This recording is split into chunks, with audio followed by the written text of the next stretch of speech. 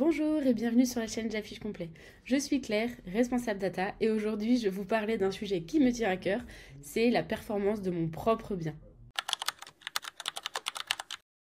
Avant ça, je vous invite, si vous ne l'avez pas encore fait, à consulter le lien qui est en commentaire qui vous présente la méthode J'affiche complet.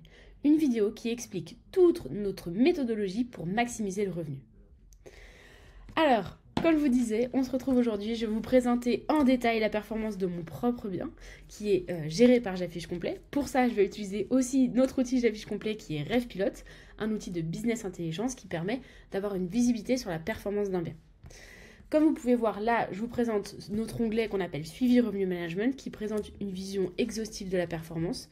Le bien, on l'a ouvert entre guillemets en location courte durée en août dernier, donc on a là la visibilité de la totalité de la performance du bien.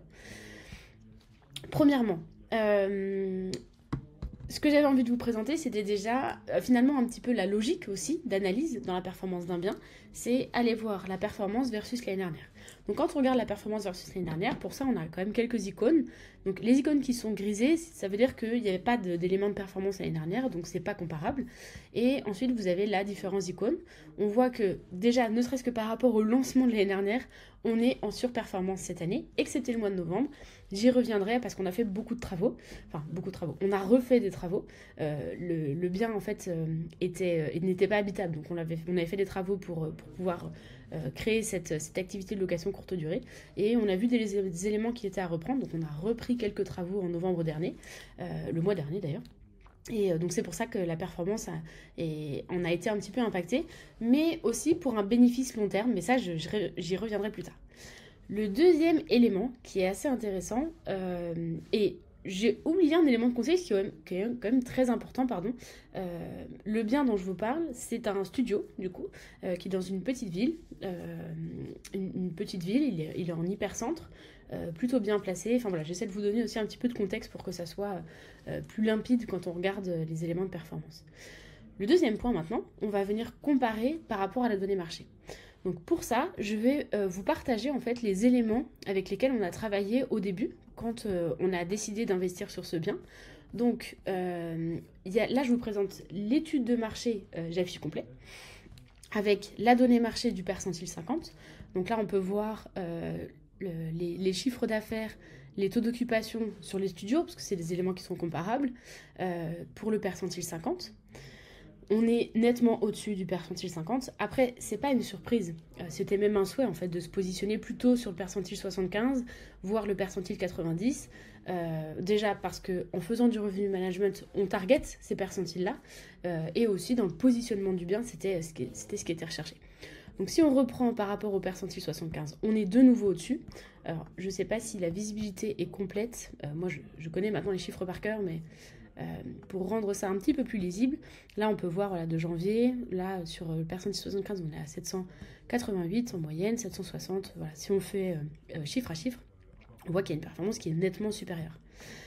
De même pour le taux d'occupation, on est vraiment au-dessus. D'ailleurs le taux d'occupation le plus bas qu'on ait pu connaître jusqu'à présent, c'était celui de décembre de l'année dernière. Donc on est au-dessus du percentile 75 et maintenant je vais vous présenter le percentile 90 qui sont vraiment les biens qui performent le plus. Et donc là on est au-dessus également, aussi bien en chiffre d'affaires qu'en taux d'occupation. Donc on peut voir là par exemple le premier mois, sur le percentile 90 on est environ à 844, là on est à 1000, d'autant plus que la comparaison est assez stricte parce que finalement la donnée marché inclut la commission, alors que dans RêvePilote on va travailler hors commission, on va vraiment travailler sur un chiffre d'affaires, donc la comparaison est vraiment très stricte et pour autant on est toujours au-dessus du percentile 90. Et maintenant vous allez certainement me dire, ok super, mais alors pourquoi on en est là? Qu'est-ce qui a permis en fait d'avoir ce niveau de performance, d'être au-dessus du marché, d'être constamment en croissance malgré la récente activité du bien?